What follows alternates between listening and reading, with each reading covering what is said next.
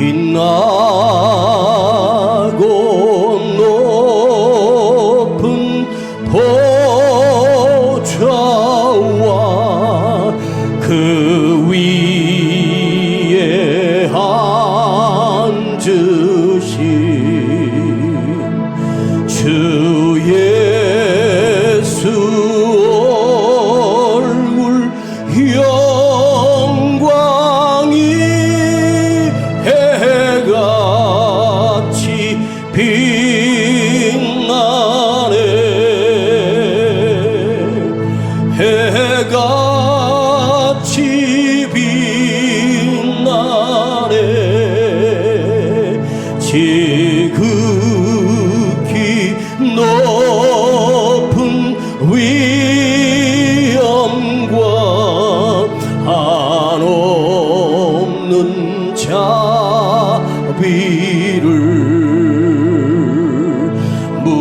무천사 소리 모아서 늘 찬송 드리네.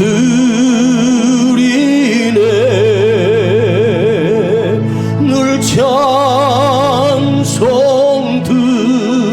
드리네. 영죽을 나를 영죽을 나를 살리려 그 영광 버리고 그 부끄러운 십자가 날 위해 지셨네. 영죽을 나를 영죽을 나를 살리려 그 영광 버리고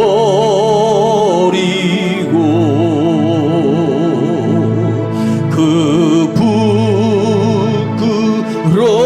부끄러운 십자가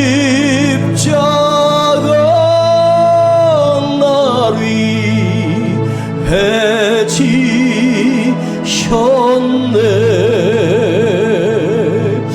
날 위해 지셨네. 나 이제 생명 있음은 주님의 은사요. 저 상황 권세 이기니 큰 기쁨 넘치네. 큰 기쁨 넘치네. 큰 기쁨 넘치네. 큰 기쁨 넘치네. 내 기쁨 넘치리. 내 기쁨 넘치리.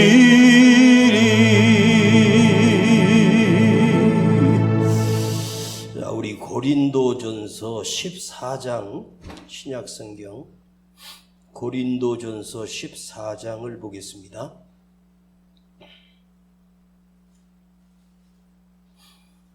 로마서 다음에 고린도전서 14장, 신약성경 280페이지 정도 있습니다. 고린도전서 14장 13절부터 16절까지 보겠습니다. 고린도전서 14장 13절부터 16절까지 시작. 그러므로 방언을 말하는 자는 통역하기를 기도할지니 내가 만일 방언으로 기도하면 나의 영이 기도이거니와 나의 마음은 열매를 맺지 못하리라. 그러면 어떻게 할꼬? 내가 영으로 기도하고 또 마음으로 기도하며 내가 영으로 찬미하고 또 마음으로 찬미하리라.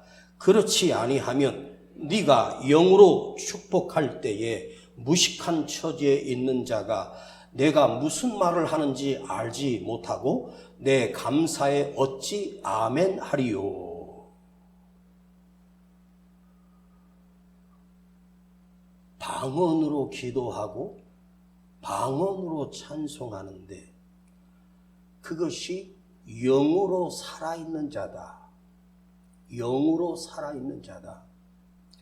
내가 영으로 살아있는데 네가 하나님을 찬송할 때에 네가 영으로 찬미하지 않고 영으로 찬양하지 아니하면 너의 감사하는 그 감사가 다른 사람이 너를 볼 때에 이 무식한 자의 고백이라고 하며 누가 아멘을 하겠는가? 예수를 믿는데 예수를 믿는다는 말은 영적인 사람이라고 하는 뜻입니다. 우리는 육의 사람이 아니라 영의 사람이라고 하는 말은 그 영이 죽은 자가 아니라 영이 영원히 구원받은 자를 의미합니다. 신령한 무당을 찾아가면 그 사람이 신령한 것이 아니에요. 그는 귀신에 씌어 있을 뿐이지 그는 영적인 존재가 아닙니다. 영적인 존재는 성령의 사람입니다. 바로 우리가 영으로 살아있다라고 하는 뜻을 말씀드리는 거예요.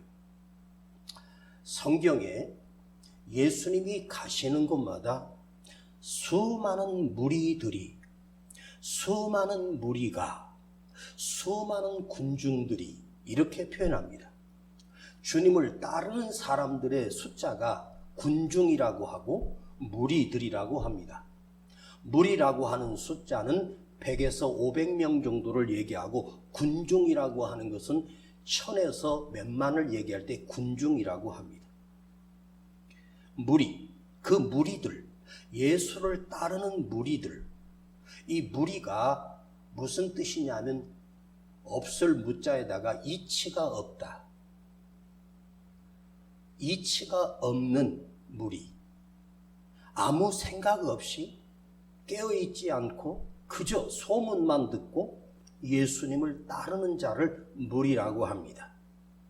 예수님이 사역하실 때 그 무리들이 얼마나 많았는지 아십니까? 그러나 그들이 바른 이치가 없는, 바른 판단도 없는, 영 분별이 없는 자들이었기 때문에 그들은 결국 맹목적으로 예수님을 따르다가 내 마음에 들지 아니할 때 예수님을 버리는 자들이었습니다. 그런데 그 무리들이 바로 누구냐? 오늘 우리들일 수도 있다는 말입니다. 어떤 영화를 개봉했는데 그 영화가 뉴스에 나옵니다. 500만을 한 달 만에 돌파했고 1000만을 한 달 반 만에 도달했다. 그 한 영화를 전 국민이, 우리나라 국민이 1000만을 봤다. 그러면 그야말로 그 영화는 대박난 영화예요.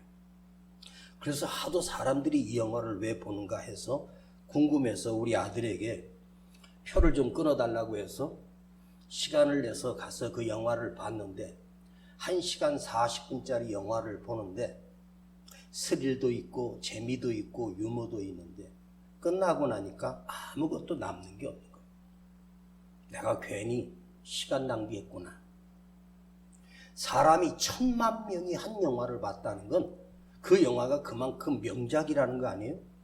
그런데 그 1000만이 넘은 사람, 우리나라 5천만 명 중에 1000만이 봤다면 5명 중에 1명은 그 영화를 봤다는 거 아니에요? 그럼 시골의 노인들과 영화관이 없는 사람들을 따져볼 때 도시에 있는 사람들은 거의 다 그 영화를 봤다는 말이에요. 근데 궁금해서 그 영화를 봤더니 재미는 있어요. 웃기기도 합니다. 스릴도 있고 아주 아슬아슬하고 주인공이 나중에 역전을 하고 쾌감을 느낍니다. 그런데 이게 뭐지? 그러나 그건 영화일 뿐이고 그건 드라마일 뿐이고 누군가가 그것을 만들어낸 것이지 실제로는 일어날 수 없는 일들입니다. 그리고 결국 허망하게 극장을 나오면서 에이, 시간만 허비했구나. 여러분, 예수님을 따르는 무리들이 그 빈들에서 5천이 모였습니다. 남자 성인만 5천입니다. 아이들, 노인 그리고 여인들까지 치면 10,000명이 넘는 무리들이 모였습니다. 주님은 기적으로 그들을 먹이셨습니다. 그런데 그 10,000명의 사람들은 도대체 어디로 갔습니까? 예수님을 진짜 따랐던 제자들은 극소수였습니다. 예수님이 일부러 당신의 제자들을 12명으로 제한했을까?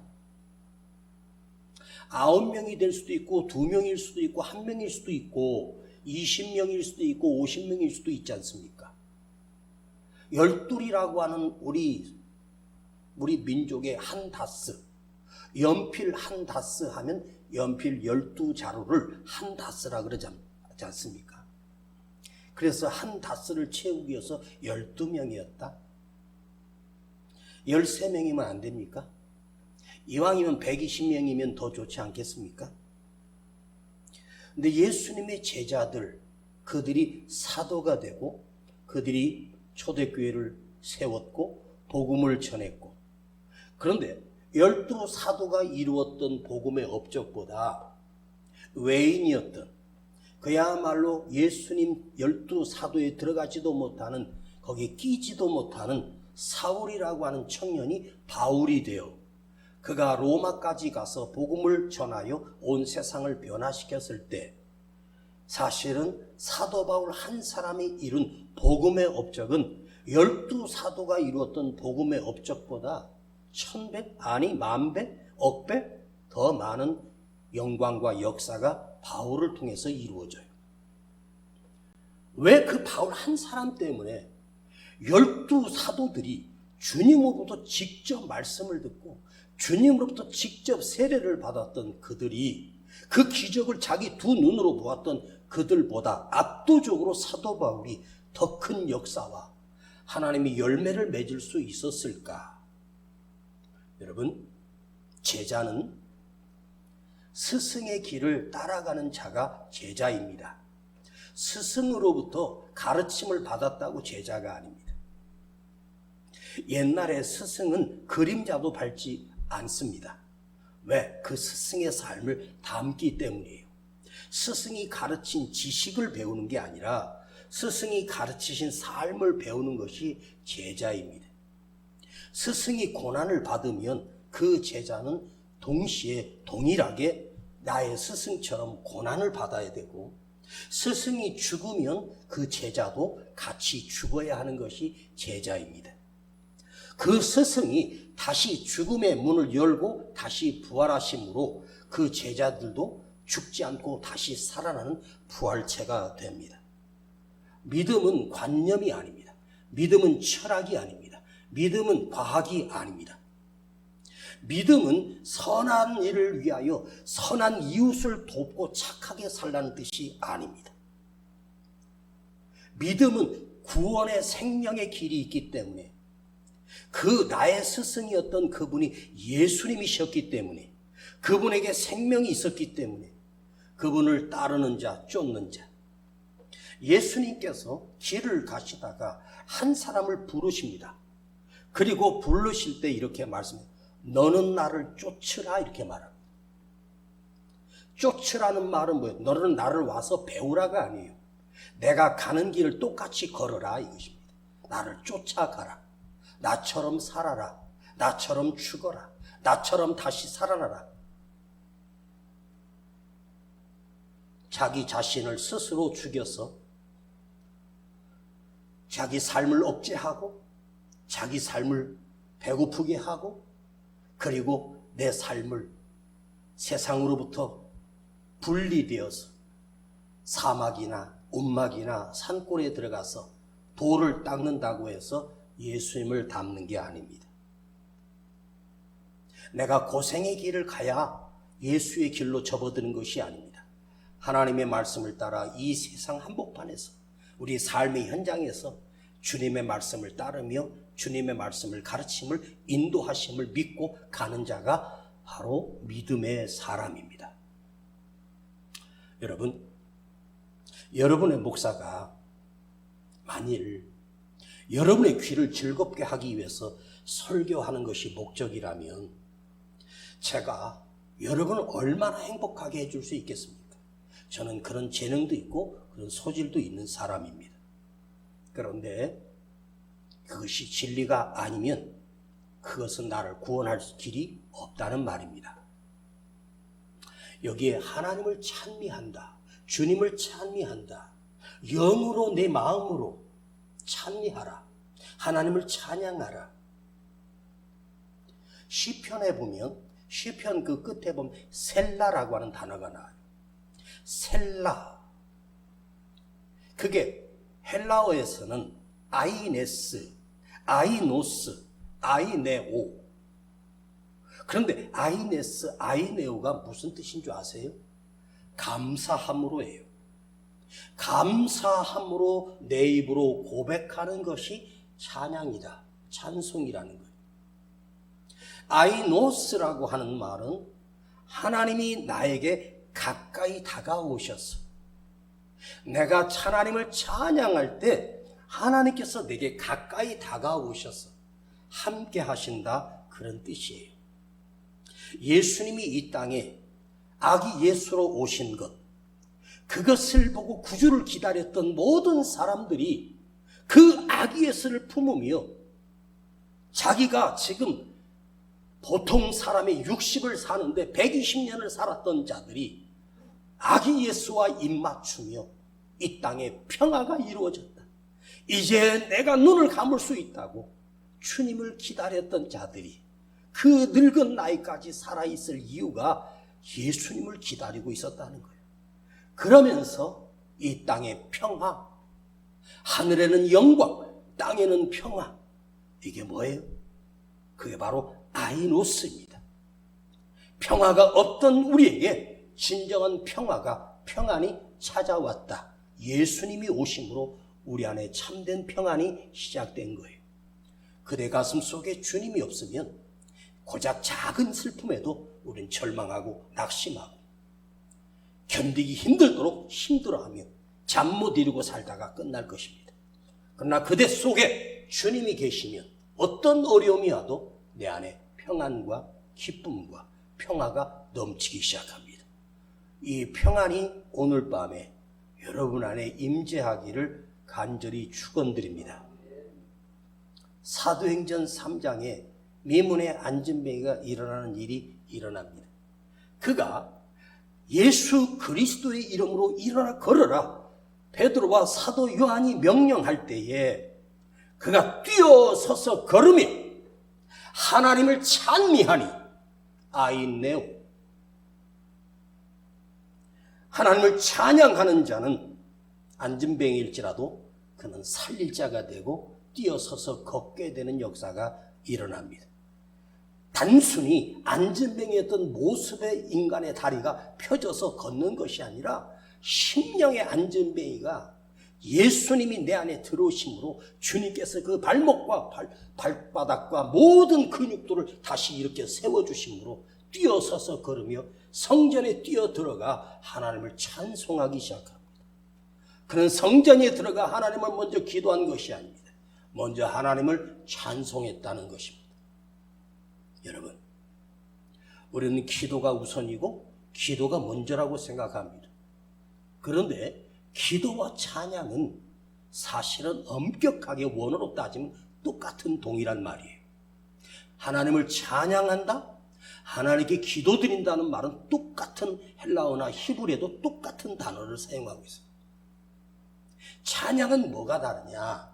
단 하나 다른 것이 있어요. 내가 드리는 그 기도에다가 곡조를 붙인 것이 찬양이에요. 노래가 된 거예요. 우리 아들이 신대원 성경시험을 치르는데 구약시대에 하나님의 은총을 입었던 여인의 7명을 적어내라. 이것이 문제입니다. 구약에 하나님의 은혜를 입었던 여인들 중에 7명 이상을 적어내라. 이 답이 뭔지 저도 모르겠어요. 하와는 아닐 것 같고, 한나? 그래, 한나는 들어가겠네. 그 구약 성경 레위기 3장 18절을 철자 하나 틀리지 말고 쓰시오. 내가 그걸 어떻게 알아? 찾아도 모르겠는데. 그게 문제예요. 그러니까 성경 구절을 다 외워야 돼. 그래서 우리 아들이 구약 성경하고 신약 성경을 그 당시 자기 말로 1000절 이상을 외웠대요. 녹음기를 가지고 그걸 노래다가 붙여요. 곡조에다가 붙여요. 복음성가 같은 데 붙여가지고 그걸 맨날 똑같이 부르더라고요. 그러니까 노래를 부르니까 이 구절이 애워지는 거예요. 이 참 노래가 신기하죠. 여러분, 하나님의 말씀이 나 안에서 애워지지 않아도 내가 하나님께 노래하면 그 노래가 애워지는 거예요. 제가 많이 찬송을 부르는 찬송 같은 거는 거의 악보를 보지 않고 가사도 보지 않고 부를 수 있는 노래가 제 안에 수백 곡이 있습니다. 왜? 내가 이 노래를 수없이 불렀기 때문에, 교회에서도 부르고 집회 가서도 불렀기 때문에 눈 감고도 부를 수 있는 거예요. 그런데 그 노래가 그냥 내 입으로 불러지는 것은 뭐예요? 그것이 하나님께 올려지는 기도가 된다는 거예요. 주 안에 있는 나에게 단 근심 있으랴, 십자가 밑에 나가 내 짐을 풀었네. 그렇게 노래를 부르면 이 노래가 나의 곡조가 되고 나의 기도가 되어 하나님께 올려진다는 말입니다. 그래서 내가 찬양을 부르고 찬송을 부르면 찬송을 부르기 시작하면서 그것이 기도로 들어가고, 또 그것이 기도가 깊어지며 깊은 기도 속에서 찬양이 나오고, 그래서 찬양과 기도는 동일한 똑같은 요소이고, 그 속에 들어가면 하나님을 높이는 영광과 하나님의 거룩하심을 드려지는 나의 믿음의 고백이 되는 놀라운 기도가, 놀라운 찬양이 바로 나의 노래가 되고 찬송이 됩니다. 찬양과 기도, 이게 찬양할 때 기도가 들어가고 기도하면서 찬양이 나오는 것은 서로 관계가 연결되어 있습니다. 내가 가장 뜨거운 기도를 경험했을 때는 그 속에 가장 뜨거운 찬송이 내 안에 불러졌기 때문에 뜨거운 기도가 되어지는 거예요. 내가 찬양이 뜨겁다는 것은 이제 하나님께서 내게 다가오셔서 내 뜨거운 기도를 받으시고 연락하시고 응답하기 시작한다는 뜻입니다. 저는 집회를 가면 설교하기 전에 다른 강사님들보다 거기 원목이나 원장이 저에게 마이크를 한 10분 더 먼저 줍니다. 낮 집회 11시면 제가 11시 5분에 올라가면 그 강사가 보통 11시 반부터 설교하는데 저한테 11시 10분부터 올라가는 순간 찬송 부르고 주여 부르고 저에게 마이크를 넘겨줍니다. 그러고 나면 제가 한 5분 동안 함께 뜨겁게 기도하고 이제 반주자에게 곡을 주고 그 찬양을 부릅니다. 찬양으로 뜨겁게 부르기 시작합니다. 제가 녹음을 해서 한번 들어봤더니 찬양을 얼마 동안 했는가 봤더니 한 25분에서 30분을 찬양한 거예요. 그러고 나서 이제 말씀을 들어가려고 하면 거기 오신 분들이 목사님 한 곡도 불러줘요. 한 곡도 불렀으면 좋겠어. 그래서 또 찬송을 또 부르고 또 찬송을 또 부르고. 그런데 신기한 것은 그날 찬송이 뜨겁고 그 모인 성도들이 가슴속에 찬양이 적시고 그것이 노래가 되어 하나님께 올라가며 벌써 그들 속에 감화와 감동과 뜨거운 성령의 역사가 찬송을 부를 때, 찬양을 부를 때 그들 속에 벌써 성령님이 임재하셔서 가슴을 뜨겁게 합니다. 제 안에도 동일합니다. 하나님의 말씀을 선포할 때 그 말씀이 불이 되기 시작하고 그 말씀이 찬양이 되고 그 말씀이 기도가 되고 능력이 되고 역사가 일어나기 시작합니다.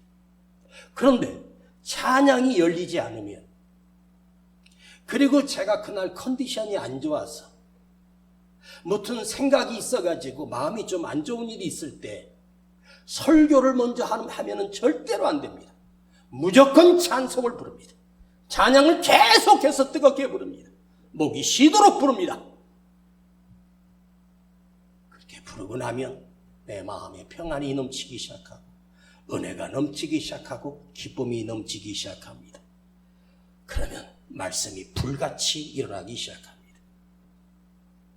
여러분, 대장장이가 낫을 만들고 호미를 만들고 또 삽을 만들고 도끼를 만들고 괭이를 만들고 하지 않습니까? 그런데 대장장이가 이것을 호미로 만든다 했을 때 그 쇠붙이를 먼저 무엇을 합니까? 처음부터 호미를 만드는 것이 아니에요. 그 화덕 속에다가 그 철을 집어넣어 새빨갛게 달굽니다. 그 달구어진 것을 가지고 먼집게로 휘고 때리고 또 당금질하고 휘고 때리고 다시 또 불 속에 넣고 때리고 이것을 계속 반복하는 이유가 뭔지 아세요? 너 말 잘 들어. 내가 호미 만들 거야. 너 낫을 만들 거야. 내가 너를 도끼를 만들 거야 하는 대장장의 목적을 가지고 거기다 달구어서 그 모양이 나올 때까지 때리고 그 모양이 나올 때까지 그 불 속에다가 시뻘겋게 다릅니다. 여러분, 철이 그냥 휘어집니까? 벌겋게 달궈져야 때리는 대로 눌려지고 거기서 불순물이 빠져나가고 그리고 당금질할 때 강철이 되기 시작하고 거기에 몇 번을 당금질을 했고 몇 번을 불에 들어가서 당금질을 했는지 그 수에 따라 그 철의 강도가 달라지는 거예요. 그것은 뭐죠? 대장장이가 나를 호미로 만든다, 도끼로 만든다 할 때 하나님께서 나를 호미로 사용하시고 도끼로 사용하시고 뭔가 큰 연장으로 사용하시려면 먼저 우리를 불 속에 집어넣어서 말 잘 듣게 아주 뜨겁게 해서 휘는 대로 때리는 대로 만드시거든요. 이 찬양은 하나님이 나를 깨트리시고 울게 하시고, 여러분의 기억을 더듬어 봤을 때 내가 기도하다가 눈물이 쏟아지고 아니면 하나님의 말씀을 듣다가 눈물이 터질 때도 있는데, 한번 여러분이 지금까지 신앙생활하면서 가장 내 마음의 가슴이 뜨거워지고 그 눈물이 쏟아지는 그런 은혜를 경험할 때가 있었을 것입니다. 그때가 언제였습니까? 바로 찬송을 부를 때 아닙니까? 찬양을 부를 때 아닙니까? 그만큼 찬양에 능력이 있고 우리를 변화시키는 뜨거운 영성이 있기 때문에 여러분 입술의 찬양이 끝나지 않기를 축복합니다. 구약에 가장 많이 하나님 앞에 찬송을 지어 부른 사람이 누군지 아십니까? 바로 다윗입니다. 저 뒤에는 에어컨 끈 거요? 어? 왜 하나님께서 다윗을 그토록 아끼시고 그토록 축복하시고 다윗을 그토록 귀한 도구로 사용하셨을까요? 아픈 만큼? 맞아요. 다윗은 아픈 만큼이 컸어요. 그 큰 만큼이 커졌지요. 아픈 만큼이 없는 사람이 어떻게 커지겠습니까?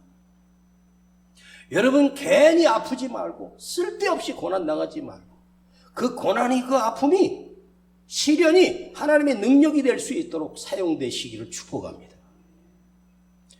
시편에 다윗이 쓴 시가 절반이에요. 여러분, 왜 다윗이 그렇게 많은 시를 지었고 노래를 불렀는지 아십니까? 다윗의 시나 노래를 보면 그게 기도인지 찬송인지 구별되지 않을 정도로 동일해요. 그는 그 찬양을 길을 걸으며 굴 속에서 산 속에 숨어 있으며 주님 앞에 그 찬송을 불렀고 주님과 대화를 나눴고 길을 걸으며 기도했고 노래를 불렀어요. 그 노래를 하나님께서 귀를 기울여 들으시고 성경에 기록해 주셨습니다. 그가 성령의 임재 가운데 살았습니다. 자신의 삶은 비참하지만 그토록 울며 하나님 앞에 여호와를 찬양하며 노래를 불렀습니다. 그래서 하나님이 다윗을 그렇게 사랑하신 거예요. 그래서 다윗을 축복하셨고 그 다윗의 혈통 속에 사실 다윗의 위로 할머니로 올라가면 이방 여자가 나와요. 저주받은 족속에서 나와요. 그런데 사실 다윗은 이스라엘 유다인의 정통 혈통이 아니에요.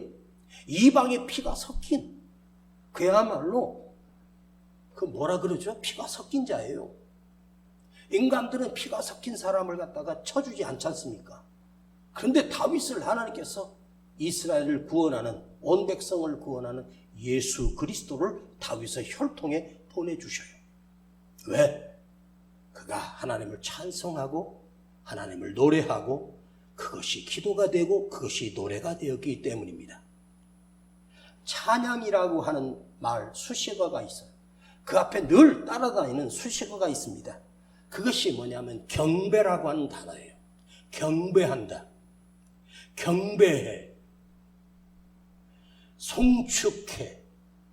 경배가 뭔지 아세요? 경배가 우리 오늘날의 예배가 된 거예요. 경배가 바로 구약의 제사였어요. 경배가 예배였어요.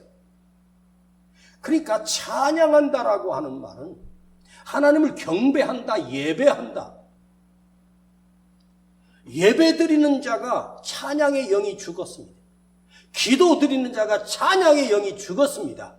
그러면 그 찬양은, 그 기도는, 그 예배는 헛된 예배가 되는 거예요. 여러분, 꿈속에서도 찬송을 부르고 길을 걸으면서 찬송을 부르고 특별히 고통스러울 때 찬송을 부르세요. 그 찬송의 능력을 한번 경험해 보세요. 여러분이 잘하는 찬송 아무거나 한 곡 가지고 계속 부르세요. 그때 역사하기 시작하고 하나님이 다가오기 시작합니다. 나는 여러분들이 어떤 순간에도 찬송을 부르는 것을 가장 즐거워하시기를 바랍니다.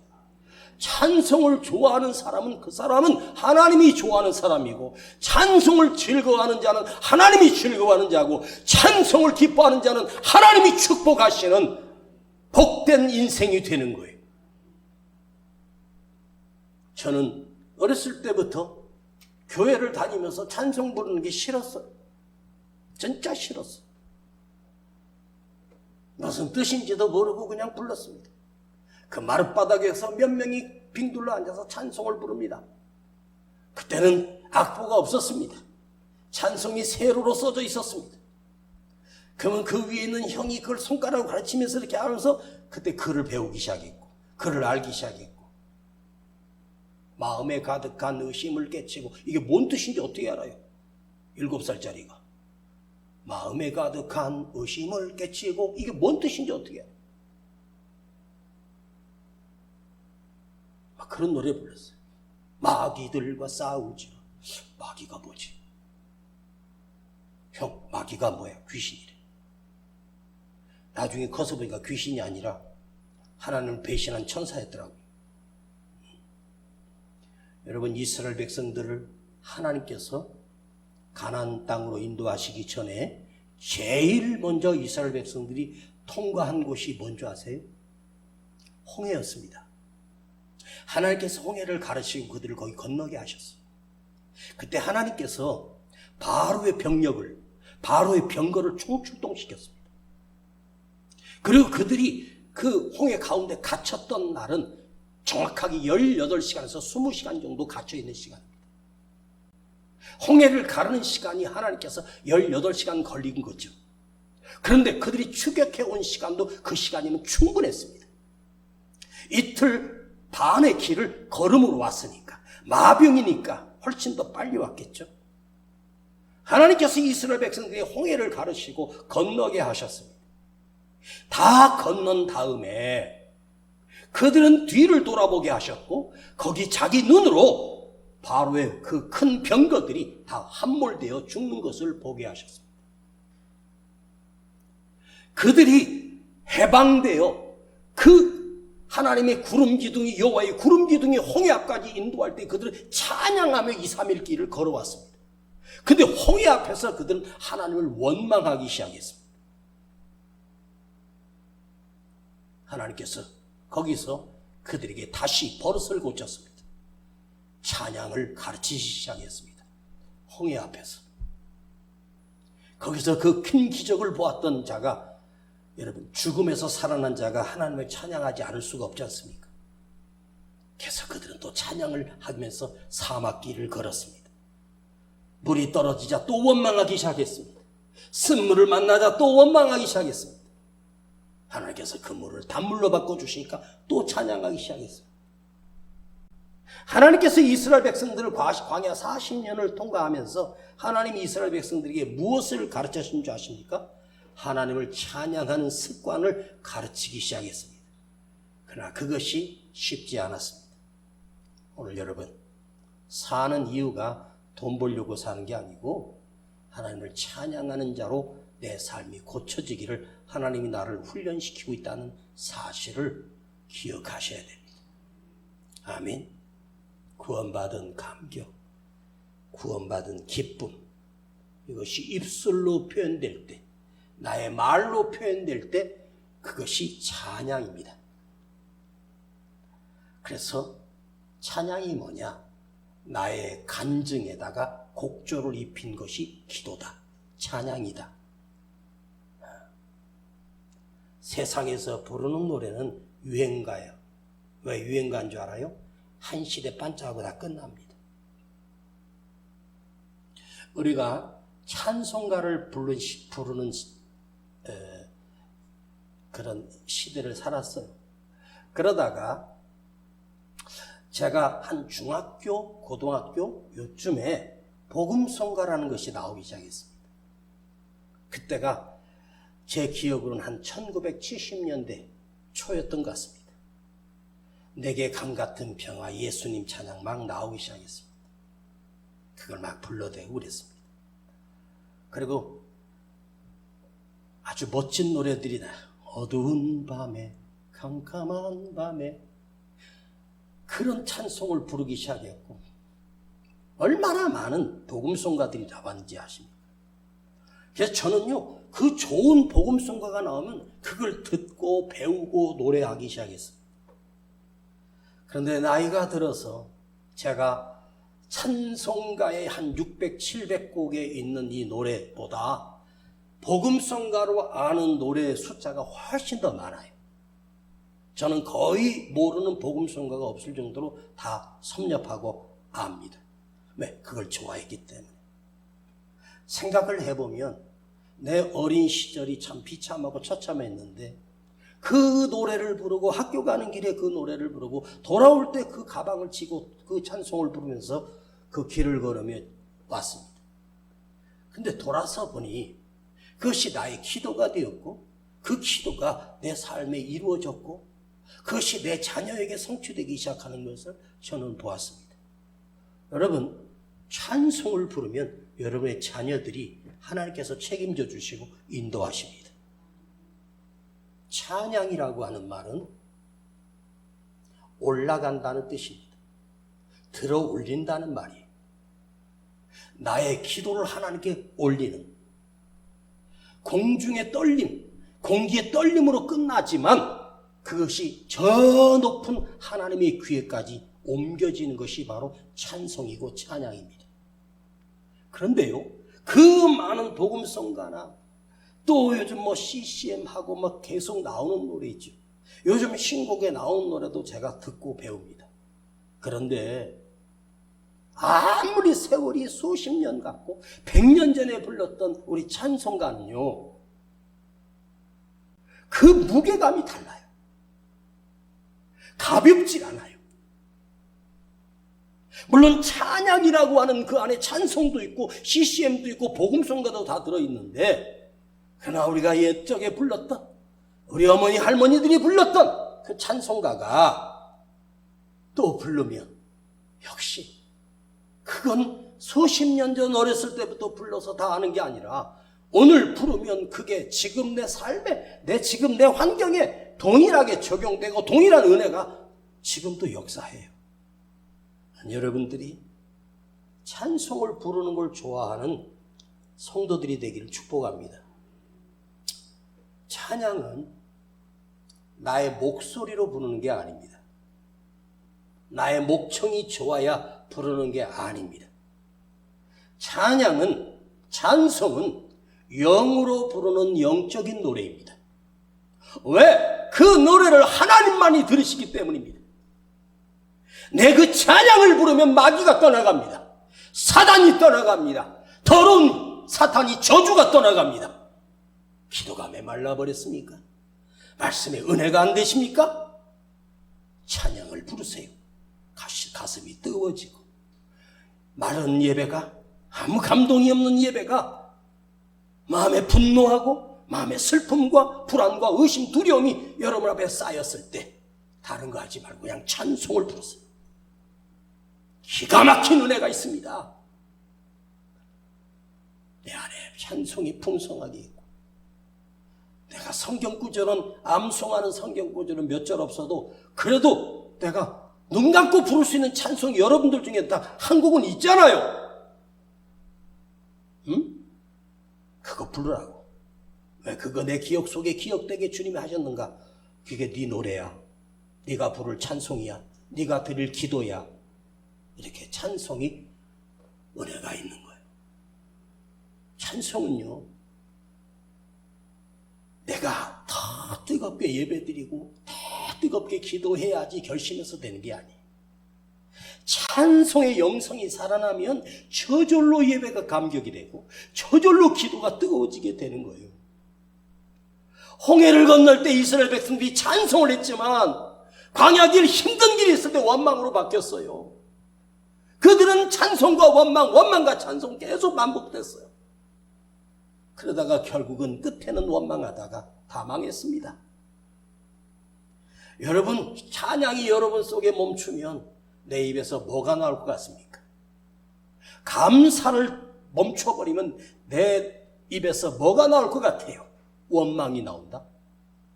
찬송이 끝나면 불평이 나오고 원망이 나오고 절망이 나와요.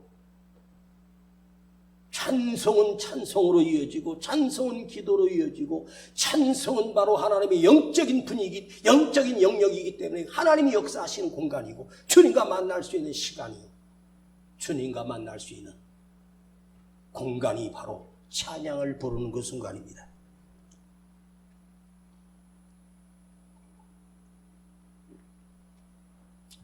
한 5분만 더 하겠습니다. 조금 더 해도 되겠죠? 싫어요? 이제 시작할 것 같은데. 여러분, 말이라는 게 있어요. 말. 여러분, 우리 말을 할 줄 알잖아요. 이 말이요, 입 안에 있으면, 뱉지 않고 입 안에 있으면 그 말의 주인이 나 자신이 됩니다. 말을 하지 않고 담고 있으면 그 말의 주인은 나입니다. 그런데 이게 말이 밖으로 나가면 그 말이 나를 이끌어 갑니다. 말을 하지 않고 말을 참으면 아무 일도 일어나지 않는데, 그 말이 입 밖으로 나가면서 그것이 재앙이 될 수도 있고 축복이 될 수도 있고, 그것이 내 인생을 바꿀 수 있는 말이 될 수 있고 나를 망하게 만드는 말이 될 수도 있어요. 원망이 나가면 그 사람은 망하는 거예요. 불평이 나가면 그 사람은 죽어요. 그러나 찬송이 입 밖으로 나가면 하나님이 들으시고 하나님이 나를 이끄시기 시작합니다. 그 찬송의 하나님, 찬송의 주인이 내가 아니라 찬송의 주인이 하나님이시기 때문에 하나님께서 그 찬송을 들으시고 나를 이끌어 가시고 나를 책임지시고 나를 만들어 가시고 인도하신다는 말이에요. 원망이 밖으로 나가면 원망의 주인은 마귀예요, 사단이에요. 광야의 그 무력한 길을, 그러나 그들은 비참함 속에서 원망 불평하기 시작하면서 그들의 결국은 거기서 사망 선고를 받고 죽습니다. 고난 중에 계십니까? 내가 힘들 때 살고 있습니까? 찬송의 내 입 밖으로 튀쳐나오도록 내 입을 조종하세요. 원망이 입 밖으로 나오지 않도록 찬송이 입 밖으로 나오도록 나의 영을 관리하세요. 그것은 내가 선택하는 거예요. 내가 원망을 선택해버리면 나는 마귀의 자식이 되고, 찬양을, 감사를 선택하여 감사를 입 밖으로 뱉으면 하나님이 나의 주인이 되어주십니다. 이걸 반드시 기억하세요. 원망과 불평을 쏟아낸 자들이 성경이나 세상에서 어디든지 그 사람이 잘된 사람은 단 한 사람도 없습니다. 찬양을 드리고 감사를 드렸던 인생들을 하나님이 동행해 주셨고 축복하셨고 하나님이 인도해 주셨고 놀라운 역사가 일어납니다. 사단이 나를 공격할 때 가장 강력한 무기가 뭔지 아십니까? 예수 이름으로 물러가라가 아닙니다. 찬송을 불러요. 기도를 드리는 거예요. 주의 보혈로 그 덮인 저주를 끊어내고 예수 이름을 높이는 찬송, 성령의 영이 나를 둘러싸고 나를 포위하고 내 안에 성령의 능력이 내 안에 덮이도록 찬양을 부르세요. 악한 영이 떠나갑니다. 어떤 가정에 신방을 갔습니다. 그 가정에 신방을 갔는데 찬송을 한 곡 부르고 말씀을 뭘 할까? 저는 신방 갈 때 미리 그 가정에 무슨 말씀을 해야 되겠다 생각하고 간 적이 단 한 번도 없습니다. 성령님, 그 집에 신방에서 예배 드릴 때 찬송을 부를 때 제 마음을 감동시켜 주세요. 그런데 찬송을 한 곡을 불렀는데 아무 감동이 없어요. 걔 또 불렀어요. 또 다른 찬송을 불렀어요. 집사님 뭔 찬송 좋아합니까? 집사님이 가장 좋아하는 찬송 또 불렀어요. 또 불렀어요. 계속 찬송을 불렀어요. 찬송을 부르다가 방석에 같이 앉아서 그냥 기도가 나오기 시작했습니다. 그 집에 덮고 있는 악한 사단의 세력이 그들을 우울하게 만들고 불안하게 만들고 초조하게 만들었어요. 찬송을 계속 불렀습니다. 찬송이 부르는 중에 성령의 역사였고 그 집에 악한 사단이 떠나가고 악한 영이 사라지기 시작한 것을 내 눈으로 보았습니다. 여러분, 우울증이 찾아왔을 때, 마음이 불안하고 초조할 때, 내가 불안 속에서 두려울 때 찬송을 부르세요. 한 곡만 불러요. 아니, 알면 그냥 감동 갖고 부를 수 있는 한 절만 계속 불러요. 그 순간은 내 안에 마귀가 떠나가고 사단이 떠나가고 두려움이 떠나갑니다. 찬송을 부르다. 구약에 북이스라엘과 유다로 나뉘어졌을 때 유다의 왕이 여호사밧 왕이었습니다. 아람 군대가 여호사밧, 유다를 덮으려고 온 군대를 이끌고 왔을 때 여호사밧은 아무 병력도 군대력도 없는 그 상황에서 이스라엘 백성들에게 금식을 명령하고 함께 우리 금식하며 하나님께 기도하자고 명령을 내립니다. 수많은 적들이 지금 에워쌌습니다. 온 백성들이 엎드려 하나님 앞에 금식하며 기도하며 하나님을 찬양하기 시작했습니다. 그때 레위 지파 가운데 하나님의 영이 그 레위 지파에 강력하게 임했습니다. 그때 하나님의 영이 그들에게 이렇게 말씀하셨습니다. 이 전쟁은 너희가 싸우지 않고 승리하리라. 나 여호와가 너희를 대신하여 싸우리라. 너희는 너희 눈으로 볼 것이다. 그때 왕과 그 레위 지파가 여호와 앞에 경배와 찬양을 드리기 시작했습니다. 전쟁터에서 찬양 부대를 이끌고 한 무기로 없이 찬양을 부르며 그 전쟁터에 나가기 시작했습니다. 그 찬양단이, 그 레위 지파가 하나님을 찬양하며 전진하기 시작했습니다. 그때 하나님께서 하나님의 천군 천사를 보내 그들의 백성을 다 쳐 죽였습니다. 찬양을 부를 때 전쟁에 승리합니다. 여러분, 우리 대한민국이 어떤 나라인지 아십니까? 북한이 중공군과 함께 우리나라를 다 덮었습니다. 딱 남은 것은 부산 지역. 그때 이승만 대통령이 그 부산 지역에 방송으로 목사님과 장로님들은 초량교회로 모이십시오. 그 초량교회가 제가 부산에 집회 가면 제 숙소 바로 앞에 있습니다. 수백 년이 된 오래된 교회입니다. 아주 유명한 교회. 옛날 돌로 세워진 교회. 그러니까 그게 도로가 너무나 바로 내가 그 입구에서 보면 요 앞에 있어요. 지금 우리 앞에 있는 이 도로보다 도로의 전반도 안 돼. 차 한 대도 지나가기 어려운 골목길 하나 사이로 제가 있는 숙소가 있거든. 거기 모여서 장로님들과 목사님들이 그날 밤 기도했습니다. 그 기도를 들으신 하나님께서 인천 상륙작전을 성공하게 하시고 다시 역전되게 하시며 북진하기 시작했고 이 대한민국이 세워진 거예요.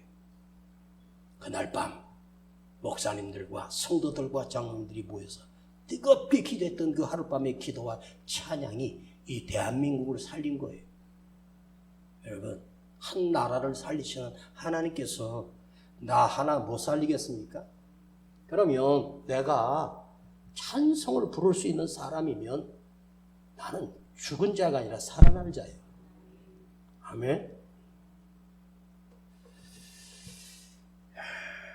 제가 이 설교를 6년 전에 여기 입당해서 얼마 안 됐을 때 이 말씀을 준비했는데 제가 두 번째 하는 거예요. 첫 번째 할 때는 잘 모르고 했습니다. 아무리 생각해봐도 이 말씀이 제 안에 가만히 생각해보면 나 이거 노래 하나 때문에 살았구나. 내가 이 노래 불러서 인생이 달라졌구나 하는 것을 내 삶을 더듬어 보면서 그걸 느꼈어요. 이게 근데 제 간증이에요. 유다가 수많은 공격을 받은 작은 나라였어. 근데 그때 찬송을 불렀을 때 하나님께서 어떻게 하신 줄 아십니까? 그 요사밧은 자기 왕을 지키고 있는 그 동안 하나님께서 다시는 그 땅을 침공하지 못하도록 그 온 이웃 군대들을 하나님께서 다 막으셨습니다. 찬양하는 군대, 찬양하는 인생, 찬양하는 나. 찬양하면 나를 둘러싼 저주가 떠나가고 질병이 떠나가고 마귀가 떠나갑니다. 아프리카 오지에 선교사님이 추장들, 그 흑인들, 그 정말 미개한 데 가서 말도 안 통하는데 아무리 선교를 해도 7년 동안 선교를 했는데 이 선교사님은 그 오지에서 선교에 실패가 됐습니다. 그분이 그들에게 언어도 전달도 안 되지만 한 7년 동안 해서 그분의 언어를 한 3분의 1쯤 배우기 시작했습니다. 자기가 하는 노래를 그들의 언어를 바꿔서 그 찬송을 부르기 시작했어요. 그 찬송을 부르면서 그 사람들이 막 뽀뽀뽀뽀뽀뽀 이러잖아요. 그 찬송을 불러가지고 거기다 곡조를 붙여가지고 그걸 갖다가 거기 동네 다니면서 막 부르고 다니니까 그 사람들이 저 미친놈이라고 다 그랬습니다. 우리말을 어떻게 알고 무슨 하나님 같은 소리하고 예수님 같은 소리 한다고 막 그랬습니다. 그 동네를 다니면서 막 찬송을 부르며 뱅뱅 돌아다닙니다. 어떤 일이 일어난 줄 아십니까? 추장이 아들이 열대병이 걸려가지고 열사병으로 죽어갑니다. 거기에 그 열사병을 고치는 오래된 노인, 점쟁이, 술사, 의사가 있습니다. 그가 들어와서 그 추장에게 오늘 밤을 못 넘깁니다. 그러니까 이 추장이 그 옆 자기 막사 옆으로 그 찬송을 부르면서 하는 그 선교사를 불러가지고 당신이 그렇게 전하는 하나님께 한번 기도 한번 해달라고, 우리 아들 좀 살려달라고 했습니다. 그 선교사가 그 움막에 들어가서 그 열사병으로 죽어가는 애를 붙들고 예수 이름으로 기도해 주었습니다. 어떻게 됐을까요? 하나님께서 그 아들을 눈을 뜨게 하셨고 일어나게 하셨습니다. 온 그 추장과 그 동네가 교회를 세웠고 예수 그리스도를 믿게 되는 역사가 일어났어요. 여러분,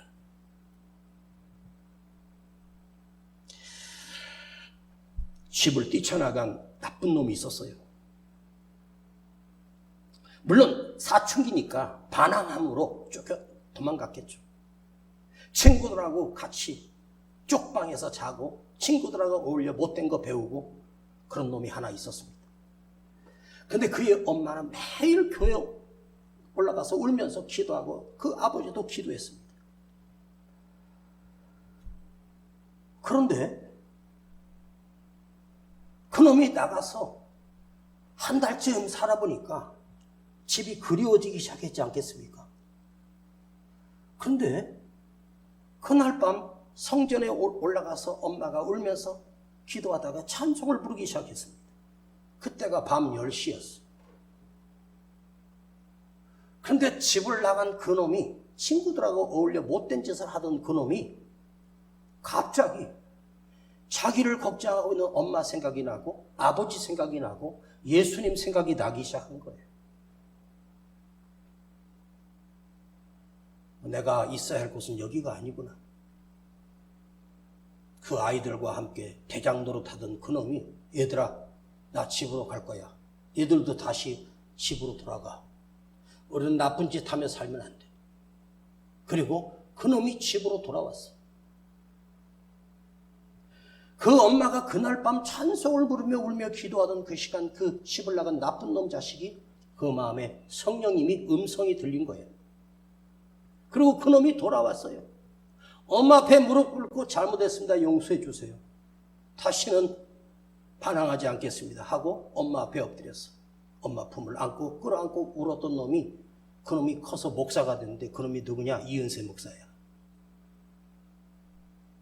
제가 그랬다고. 여러분이 여기서 기도하면 집을 나가 멀리 있던 자식이든 멀리 있던 문제든지 하나님은 동일하게 역사하는 것을 여러분 잊지 마십시오. 5분도 한다는 게 15분을 더해서 미안합니다. 사랑하는 여러분, 찬양을 하나님 아버지,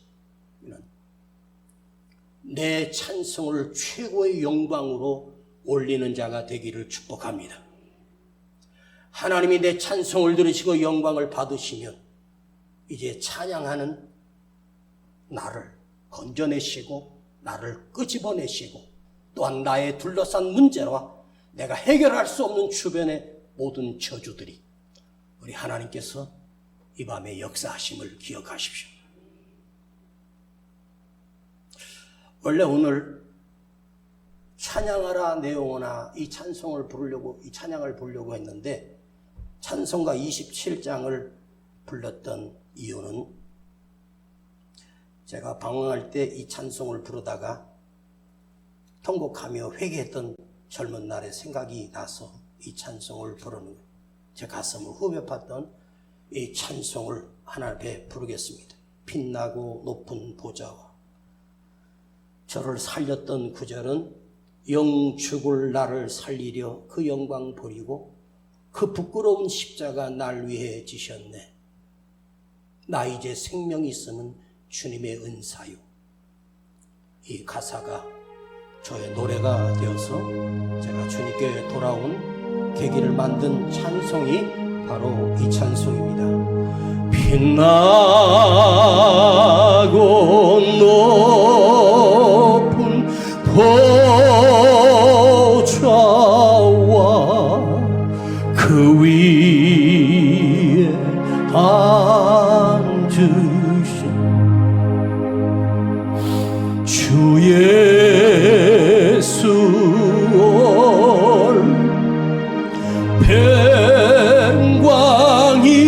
뱅광이에 같이 빛나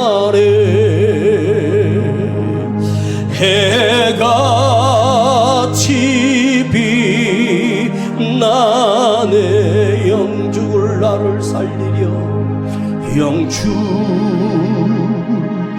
나를 살리려 그 영광 버리고 그 부끄러운 십자가 날 위해 지셨네 날 위해 지셨네 영죽을 나를 살리려 그 영광 버리고 그 부끄러운 십자가 날 위해 지셨네 날 위해 지셨네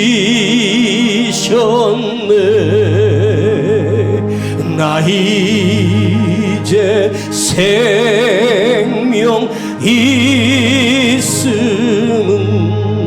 주님의 은사요